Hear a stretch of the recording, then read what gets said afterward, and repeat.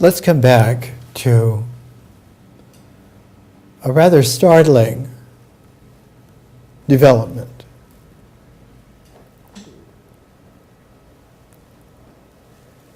The reference wave of civilization marks the beginnings of a increased capacity for vision and the written language to achieve a new level, a new quality, a new capacity, a new calibration. And that new calibration, that new capacity of language, in particular not just written language, but in particular the reading of written language. It is the readers who are able to learn.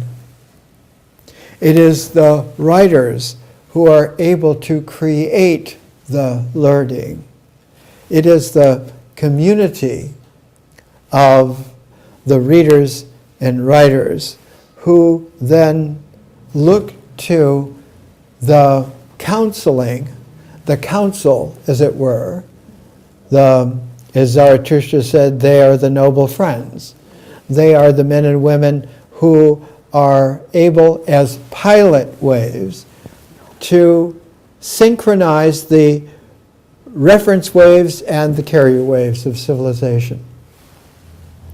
Now, the easiest way to visualize, to have an image of how this pair, the reference wave and the carrier wave, operate, one takes the double helix of the DNA and turns it into a horizon, a horizontal. And you will see that the two helixes do not intertwine like this. They intertwine because they flow together like that. They flow like hawks hunting together. Hawks always hunt in pairs. Male and female pairs. Reference wave and carrier wave pairs. So that when you come to the energy of dimensions that structures civilization, you come to understand that the complexity increasing of pairs of carrier waves and reference waves in the DNA of civilization have to be related constantly on an increasing level by pilot wave men and women who are able to be the noble friends of the referencing and of the carrying, and they act as in music would be an overtone. They're an overwave. Whereas the reference wave continues, but it continues like an undertone. And the pilot waves, as an overtone, are like the keys in music, the keys to the composition. This composition will be such and so in D or in F. So that the symbolic keys of civilization are created anew at carrier waves by the pilot wave community leaders in the terms of not leadership. We'll see that that's a very corrupted term. But in terms of council, C-O-U-N-C-I-L, they form the pilot waves who are remembering and who are creatively imagining still, not only yet again, but sometimes in great continuity between pilot waves over the whole spread of civilization, and now with our current new aeon that came into play at its apocalyptic crest in 1991. You can write that date like a palindrome, 1991 either way. Whose reference wave was about 1650. With the mathematical refinement of language of Newton and Leibniz bringing the infinitesimal calculus, the integral and the differential equations that were able to take the infinite detail between 0 and 1, or 1 and 0, and make it expressible and refinable and researchable indefinitely. It isn't that Newton and Leibniz's calculus is out of date, it's that it's now refined many times over. And that the first major refinement of it, before it was even understood by a very large population of people, by the mid-1700s, very few people could understand the fluxions of Newton or the calculus of Leibniz and be able to mathematically deal with it. And the first time that Newton's language in particular was chosen by a great pair working together to try to understand Newton, the one to understand where it led in terms of Leibniz, and the other, a woman, in terms of translating Newton's convoluted Latin of the Principia Mathematica into Français, into French. And that was Madame du Châtelet. And she is one of the great geniuses in history because she was effectively able not only to understand Newton, in particular because her companion for those years, for those decades, was Voltaire. And Voltaire had chosen as his Dr. Feel Good All Right All the Time, and wrote a great little short novel called Candide to show that this do-goodership gets really out of hand because it becomes a protagonist who is naive about being wise. Whereas she understood, because she understood not only what she was doing with Newton, she understood what was happening with Voltaire, who eventually left her for a younger woman after years of being together in the most wonderful way. Her chateau, she was the wealthy one, was not far from where, outside of Geneva, is the big physics cyclotron. And it is wonderful to see that she is the one just less than a day's bicycle ride away who was able to bring Newton's language into French. And the French language was much easier, comparatively, to understand than Newton's Latin. And French mathematics took off through the roof in the very generation that was finally able to read it. And if you look at the history of mathematics, they're all there. Fourier, Lagrange, etc., etc. Mathematics jumped so that when it came to the midpoint between the reference wave of 1650 and the carrier wave that eventually would come in 1991, but the midpoint of that was 1825. And so if you look at the way in which the time forms of civilization operate with comprehension and now with a calibration that's a recalibration, brought not only up to date, but brought up to speed so that one can understand where we are really and where we have not only come from, but are revisioning as we move in this shared presence, not a now, but an ongoingness that has a new past, constantly more and more refined, and a future that is more and more refinedly open, differential, kaleidoscopic. The same powers that would hold back always are holding back always in exactly the same way, because they do not learn. So that someone really wise can take them apart quickly. Behold, I come quickly. It's a good phrase. It doesn't take long at all, because they have nothing that is real at all.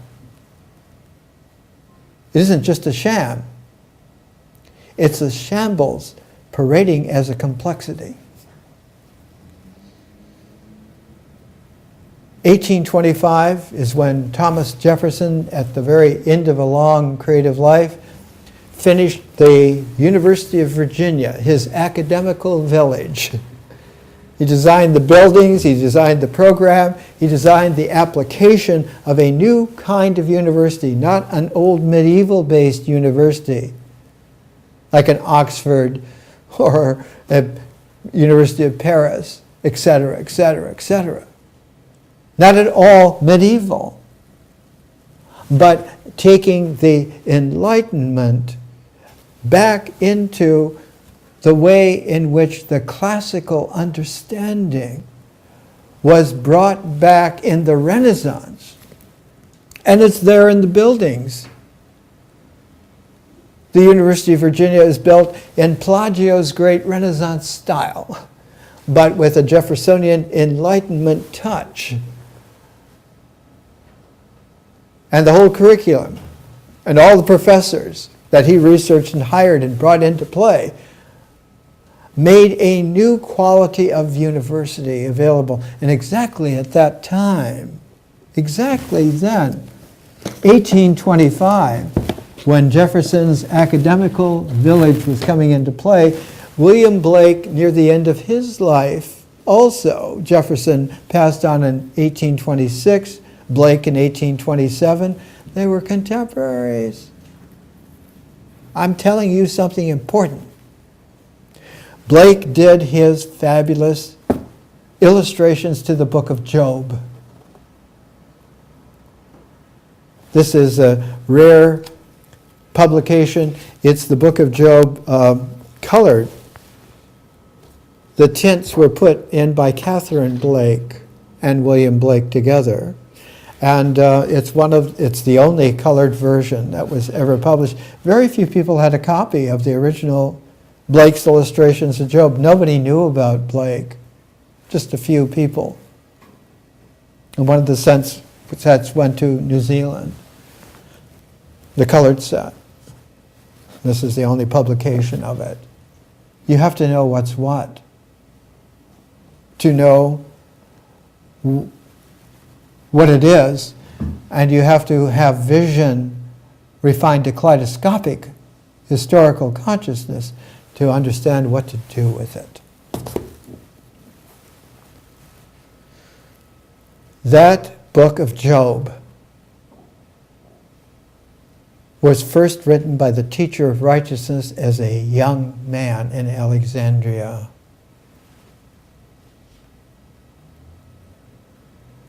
He wrote it about 35 years before he founded the Qumran community and the Qumran Council, about 210 BC. He was born about 235 BC in Alexandria, and he was raised at the pinnacle of sophistication in the world at the time. He was raised in an Alexandria that was starry, brilliant, wide. Not only that the original Ptolemy I, is usually called Ptolemy I Soter. In Greek, Soter is Savior. he saved the vision of Alexander the Great in the form of the great world city of Alexandria. Not a great city of some empire or other, but a great city of the whole population of mankind as a family. The oikumene.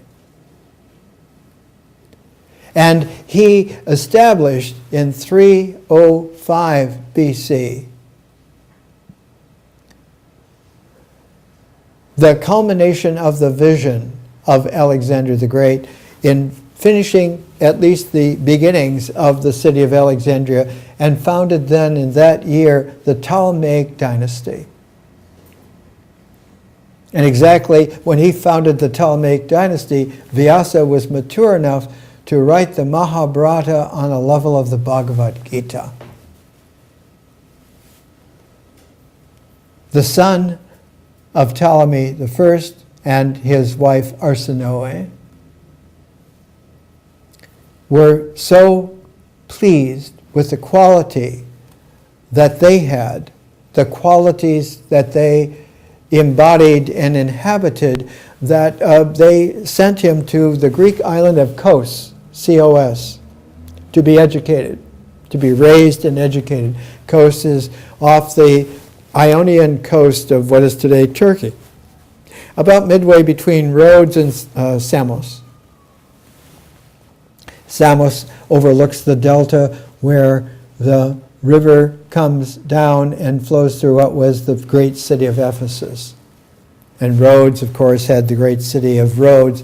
And so Ptolemy II named Philadelphus brother lover, brotherly love, because he would marry his sister, also named Arsinoe, and Arsinoe II, and Ptolemy II, Philadelphus, would inherit the whole quality of Alexander the Great in Alexandria, raised to the Ptolemaic dynasty.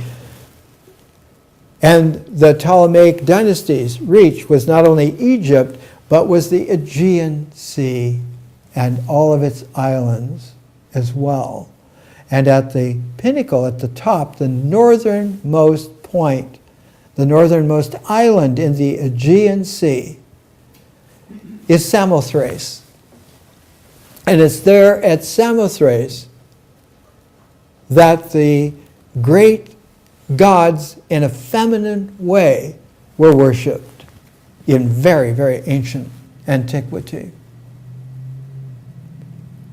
And the buildings of Samothrace were enriched by Ptolemy II Philadelphus and Arsinoe II, and two of the major structures on Samothrace were built, dedicated to them, by them, in order to show that Alexandria reached all the way to Samothrace in the northern Aegean, off the Thracian coast, where Orpheus was from, all the way down to the far south in Africa, where we now call it Ethiopia, from Ethiopia to Thrace, so that they had this incredible way of expressing. The Arsinoeum in Samothrace was one of the great round buildings of architecture in antiquity. And her rounded building was the place where the feminine quality of all-encompassingness was like the ancient Egyptian goddess Nut, whose own star-filled body reaches from horizon to horizon and brings not the night as darkness, but the night as a revelatory cosmos, a cosmicness, that the sun is ours by day, but we are the stars by night. We have a starry home in the cosmos, just like we have a universal home in our world with the sun by day. But when you begin with a vision of cosmos, you begin counting the day at sundown, which is the ancient Hebrew tradition. The day begins. This day is new. It isn't the sunset ending a day, it's the sunset beginning the journey through the 12 stages of the night into the dawn of the morning, which is the midpoint of the day. The dawn is the midpoint. So midpoints are extremely important. They're millennia in aeons. They're midpoints between reference waves and carrier waves in civilization. And so one looks to see that there are correlations between millennia and midpoints. Just like there are correlations between the reference wave in its 4 stages and the carrier wave in its 4 stages. And one finds that the third stage of a carrier wave is always a renaissance. It's a renaissance. And the end of the first phase, which is the emergence, not up, but the emergence into the challenging night, into the cosmos, into the starriness, that first, because the energy comes below the horizon from the carrier wave and only reaches the horizon 1,000 years later. So there is a nadir that takes the first phase of the carrier wave and passes it on to the second phase of the carrier wave that will come back up to the millennial horizon. Comes the millennium. But in terms of those who are seeking to control civilization, a millennium is a horrific time because it's a challenge period. All of the power that we have, all of the wealth that we have becomes jeopardized especially, and we thought we had it made. When the nadir came and only a few were able to whisper and pass it in that way during the midnight of the night, by the day, by sunrise, when the cock crows, now it is seen by those corrupted, by those imperial manipulators, to be dangerous. This is dangerous. So millennia are feared by them, whereas millennia are rejoiced by those who understand in the councils of noble friends and encourage those, Zarathustra called them men of action, those persons, men and women, who are able to do things, who know how to do things. And like a pilot light for the pilot waves, what Zarathustra called the man of light, very often a woman of light, recalibrates the noble friends in their council so that they can recalibrate and pass on the resonance of that recalibration to those people who are doers and do well when they're doing. It's important to see that the midpoint of 1825 was struck an aeon earlier in 175 BC. And when one understands that, one begins to understand that there is now a future harvesting from that midpoint of that reference wave. The founding of the Qumran community to endure the deepest night until a new dawn would come, until there would be a fluence, a configuration that would be the dawn star in a certain constellation. And of course, the morning star is Venus. And when the old Zarathustrians become Zoroastrians in a renaissance of 500 BC, at the time of the new aeon, were able to understand the star configurations, and when Venus rose and was the star of the birth, they knew then, this is it, and this is where, and they were there exactly on time, just as the baby was being weaned from having to sleep all the time, and the three magi, the three wise men, from what is today Iran, were able to present the three gifts, gold, frankincense, and myrrh, by which that holy family were able to go into a third exile, self-exile, to Alexandria, because of the death sentence of the absolutely insane King Herod at the time. He was insane to the point to where he killed his two beautiful, mature sons because they were potential jeopardy to his keeping power. If you can imagine how insane it gets there. It is there now. Assad will kill everyone in Syria so that he can be there even alone. And Putin endorses that. The mullahs in Iran endorse that. Mullah clause does not bring Christmas. It brings the...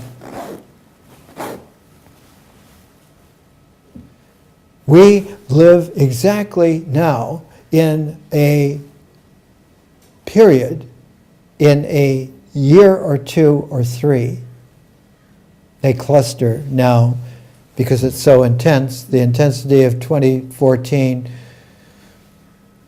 is almost the same as it will be in 2018, but in 2016, where there's the pinpoint of the crest, we have to know where we are and why, who we are, and where we're going. And without that, everything is adrift, as if one is blind. And that blindness can go indefinitely, unless there were some way to bring a rhythmic penetration into time, even on the complexity of civilization, so that the right moments occur and they all cluster around presence and the shareability of presence, so that the new aeon of a Jesus in Alexandria and Mary Magdalene is subentitled The Origins of Shared Presence, for every reason that there is. And that the first symbol of that way was certainly not a cross.